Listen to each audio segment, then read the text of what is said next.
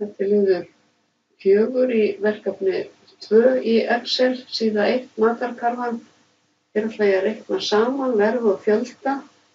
Ég seti inn jafnaðarmerkið, sama sem. Þetta eru 3 kexpakkar, margfaldaði með verðinu og ég ætla að ýta á Ctrl og Enter.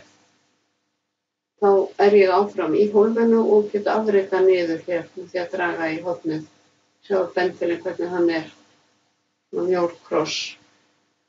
Ég ætla að setja gjaldmiðilsútlit hér á. Það fer ég hérna í number og vel currency og það eru íslenskar krónur.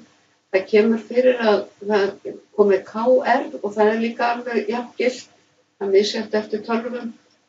Setja hér. Ég ætla líka að setja íslenskar krónur hér að ESK.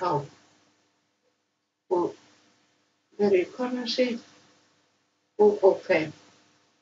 Og það komið hér. Síðan ætla ég að leggja saman tölurnar hér. Smelli ég hérna á AutoSum. Ég er að leggja saman tölur í D3 til D14. Og ég á að borga 11.040 krónur fyrir þessar vörur. Ég fæ 5% afslátt, þannig að ég segi sama sem. Setja hér, margfaldur með 5%. Þá er spurning hvað ég á að borga.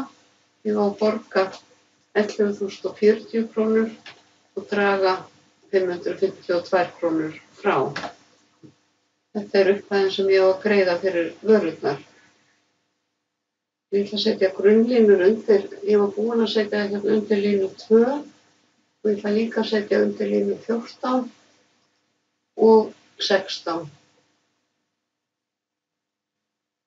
Setja það hér. Ég ætla að setja inndrátt frá vinstri á A-dálkinn, smelli ég hér og smelli einu sinni hér increase index. Síðan ætla ég að setja inndrátt frá hægri á hina dálkana, smelli ég hér og drefi yfir. Þeir hérna í alignment, vel right index og 1. Right index 1 á þessi hólf. Og þá kemur þetta örlítið hérna frá jaðrinum hérna á hólfinu. Og ég ætla að vista. Ég sýni ykkur í öðru myndskeiði hvernig þið raðið í stafrófsröð.